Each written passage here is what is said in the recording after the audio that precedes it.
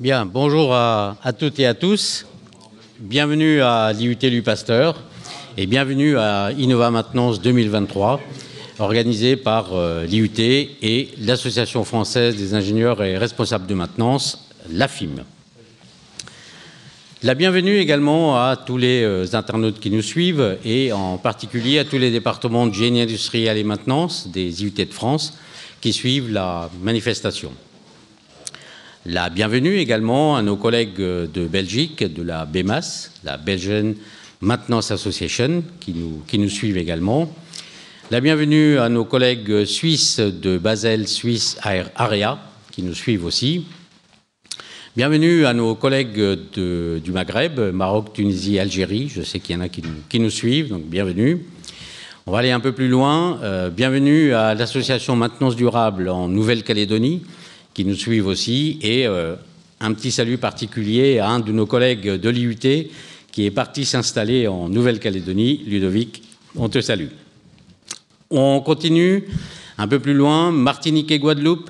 Il est un peu tôt là-bas, mais je sais qu'il y en a qui nous suivent, notamment l'ancien inspecteur de la filière maintenance qui est parti maintenant s'installer là-bas. Donc Arnaud, je te salue aussi.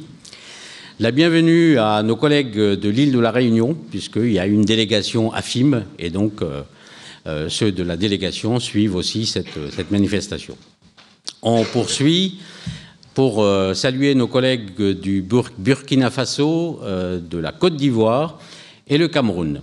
Et un salut particulier au Cameroun, à tous les départements de génie industriel et maintenance des IUT du Cameroun. Je salue le chef de département génie industriel et maintenance, Serge. Voilà, je pense qu'on a fait le tour. Il reste la communauté Maintenancia. Et donc Maintenancia, c'est un site communautaire sur la maintenance où vous trouverez des offres d'emploi dans le domaine de la maintenance industrielle et au niveau national. Alors je suis très heureux d'être ici puisque dans une autre vie, j'ai enseigné dans cet endroit. Et d'ailleurs, j'ai même torturé quelques étudiants, mais on va les retrouver tout à l'heure. Donc c'est un Innova un peu spécial, puisque tous les intervenants, ce sont des anciens étudiants. Donc sans plus tarder, je vais passer la parole à Philippe Kern, directeur de l'IUT, et ancien étudiant.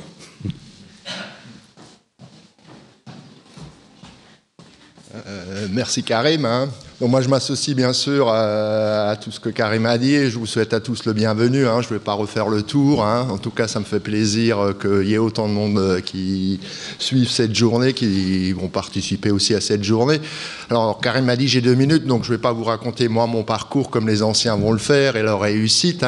Mais je vais vite profiter du très peu de temps que j'ai pour vous parler un peu de notre IUT, surtout de ce qui a changé il y a 2 ans chez nous à l'IUT.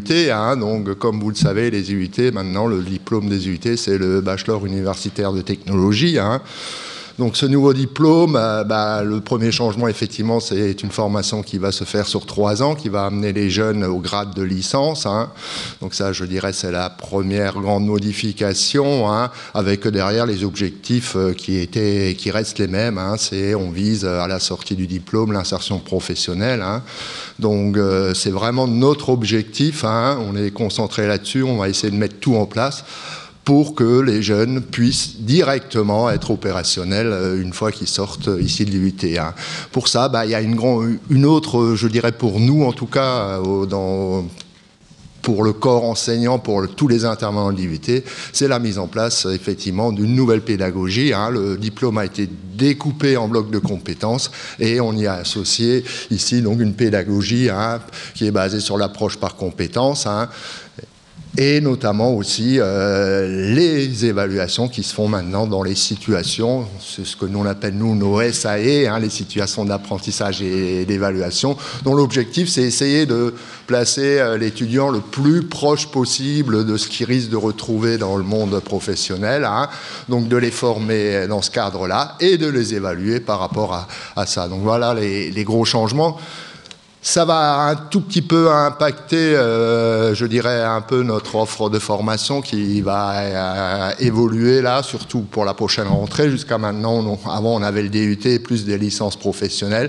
Maintenant, on aura quasiment plus que des bachelors universitaires de technologie. On garde les mêmes spécialités ici à l'IUT, hein. Il y aura toujours la gestion des entreprises et des administrations, mesures physiques, génie biologique et évidemment génie industriel et maintenance.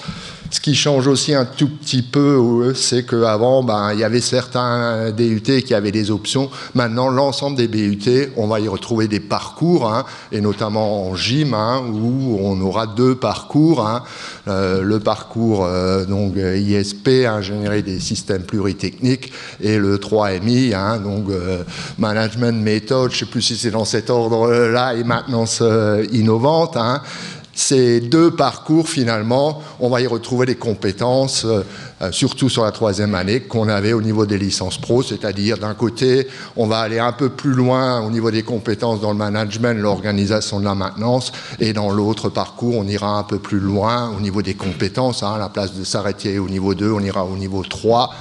Par rapport à tout ce qui est, je dirais, les techniques actuelles qu'on utilise en maintenance. Ce qui était déjà le cas au niveau de nos licences professionnelles, hein, c'est ce qui explique aussi pourquoi nos licences professionnelles, on ne les proposera plus à la rentrée prochaine. Ils sont maintenant au niveau du BUT.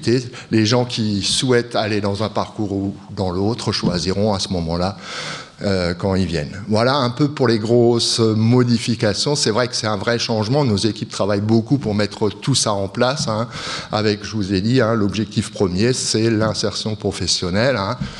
Les jeunes auront toujours la possibilité de poursuivre leurs études, hein, ça pour ceux qui le souhaitent, mais avant tout, on sait qu'il y a une forte demande du monde professionnel, donc on espère que les jeunes vont effectivement répondre à cette demande-là. Qu'est-ce que je peux encore ajouter? On va continuer à fonctionner sur de l'alternance. Hein. Donc tous nos diplômes, hein, que ce soit sur les 4 spécialités, vont proposer de l'alternance, soit en première année, soit en 2e année. Pour gym, on a l'habitude, on démarre dès la première année, ce qui veut dire que les jeunes ont la possibilité déjà de faire un contrat d'alternance dès la première année, donc sur 3 ans, hein, mais ils ont aussi la possibilité de le faire qu'à partir de la 2e année pour un contrat de 2 ans, voire sur la 3e année pour un contrat d'1 an. L'objectif très clairement affiché, en tout cas au niveau de génie industriel et maintenant, c'est d'avoir 100% d'étudiants qui sont en alternance sur la 3e année.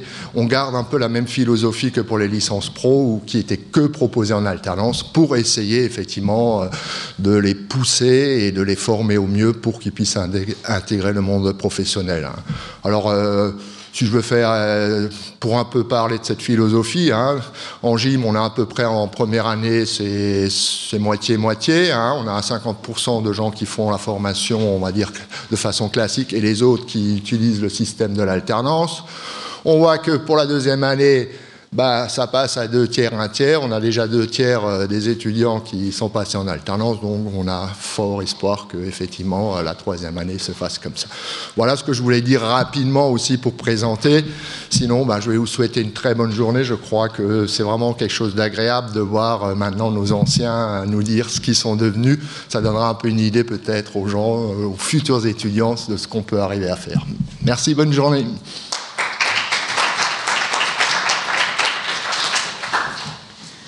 Merci Philippe. Et oui, effectivement, comme vous avez vu, le titre de la journée, c'est la maintenance des métiers d'avenir. Et effectivement, il y a 2 très très fortes demandes. On est en hypertension dans ce métier. Et il faut que les jeunes et les parents saisissent cette opportunité. La maintenance est une brique essentielle de l'industrie du futur. Voilà, c'est dit. Alors, le président devait être là, mais comme vous le savez, aujourd'hui, c'est un petit peu tendu. C'est une journée un peu spéciale. Je remercie l'IUT de ne pas avoir fermé l'établissement, parce que au niveau de l'université, il y a des zones qui sont fermées. Parce que aujourd'hui, vous savez, c'est un petit peu agité. Ceci dit, il a tenu à vous adresser un très court et très rapide message.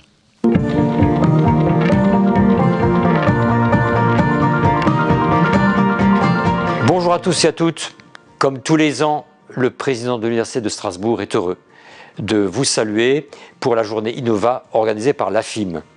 Cette édition 2023 est consacrée aux anciens, celles et ceux qui ont su, dès le début de leur formation, que les métiers de la maintenance étaient des métiers d'avenir et des métiers qui permettaient d'avoir des professions extrêmement variées, comme les témoins vont vous en faire la preuve.